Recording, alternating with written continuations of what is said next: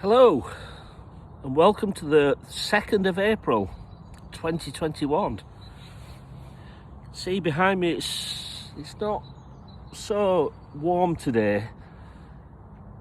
It was very warm yesterday and the day before, but we've got a slightly more sort of cloudy day, but there is a bit of blue sky popping through.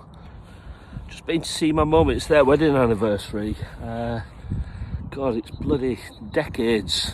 Been married for decades. She said to me, "Have you had your hair streaked?" I said, "No, why?" She said, "I thought you'd had some grey highlights put in." Love you, Mum. Thanks. I've not had hair this long for so many years. It is actually going grey, which is it's my George Clooney look. Anyway, how's the week been? Hope you've had a good week, everybody. I have. It's been a challenging week health-wise. I'm still dealing with this long COVID and breathing. So if I do anything, sudden movements, it feels like I've been winded. Somebody's punched me in the chest. Apparently, everybody's saying I'm working too hard, but I think it's more sort of long COVID. Anyway, what's been happening this week? Really good week. We had on Tuesday evening a meeting of all of our volunteers that have gone through the mental health first aid course. That was really good because I think around about 35 people joined the meeting.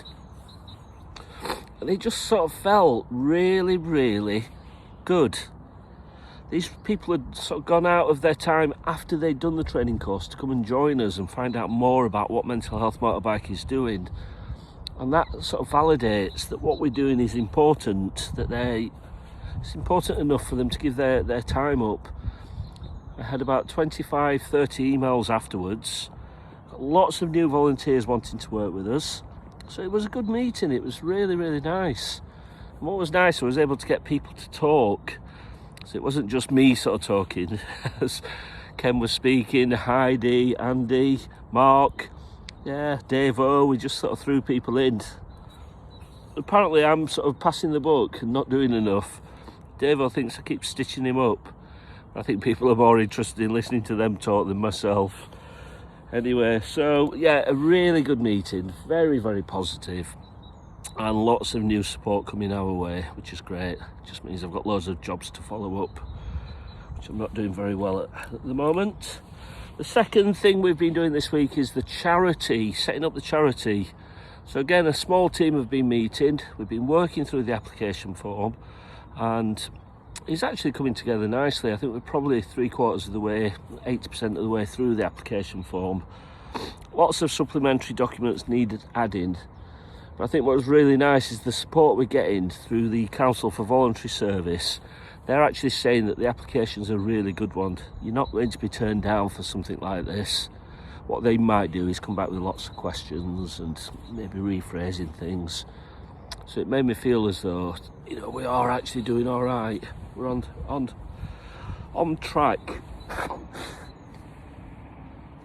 So we have a deadline for getting the charity sorted out, and that is the 11th of July. I've told everybody because that's my birthday and I want to have a big party with my family and friends. So we might end up with some bikers outside the house at this rate. But we do parties. We're very good at doing parties, so we'll manage that. Whether the neighbours will, who cares? The other thing is we spoke to the PR company yesterday. I had a really nice meeting with them. So originally they were going to promote the Baton Relay. The Baton Relay has been cancelled now, or not cancelled, postponed to May 2022. So we are going to run the Baton Relay, but we're just giving ourselves a bit of breathing space. Martin and I are going to have a week together. We're going to go down to the South Coast and really sort of build some networks down there. So I thought if we have 4 or 5 days down there, we can actually focus on sort of meeting some of our friends that we've been working with, some of the partnerships that we started to develop, the Doc Bike, Key Riders, the Bike Directory. Lots of people that we can actually go and meet with. Look how beautiful that blue sky is. It's just suddenly appeared. There's forecast snow apparently later on. Can you believe that? 2nd of April. Although my mum's wedding anniversary was the 2nd of April today, that's what I've been down to see her about, and it was white over on their photos. So it's not global warming. She says it's always April, it snows. Anyway, so the PR company, they're not going to focus on the baton relay, they're going to focus on 3 different campaigns for us. The first one is doing a story about Heidi. Heidi's one of our volunteers. She's an amazing volunteer. Somebody that I really like. She's so down to earth. She works in the 3rd sector, similar sort of work environment to what I work in. And she's also studying. Can you be quiet, please? Dustbin. They're emptying the bins because they forgot to do it on Tuesday. So they're rushing around like crazy. Never do they empty the bins on a Friday. I'm actually out on the Five Pits Trail. This is my little spot. Beautiful nature reserve. There's some units just behind us. Anyway, so Heidi, we're going to do a story and a feature on Heidi as a female rider. She's also doing some research for us. So, you know, there's a really nice PR piece that they want to focus on, that they've already identified a couple of magazines that this will be good for. The other bit that they're going to look at is the inclusion and diversity. And that's based around me challenging them when I first met them to define what a biker looked like. What is a biker? So I asked the director of the PR company, social.co.uk, how would you define a biker? And she went straight for the stereotype. This is it's a bloke, isn't it, that wears leathers and some have beards and they're big bikes. And I sort of said that's the stereotype. You know, our group is so different. We've got a lot of diversity, we've got a lot of LGBT, Q+ in there, we've got female members. I said, what you've just done is reinforce the stereotype, so we should do something that breaks that. So they're quite keen to do something around inclusion and diversity because of the wide-ranging membership of our group. And you consider, I think our group is 39% women.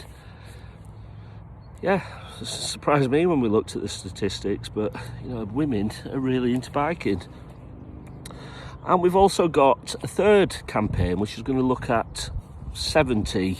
So 70 is important for many reasons.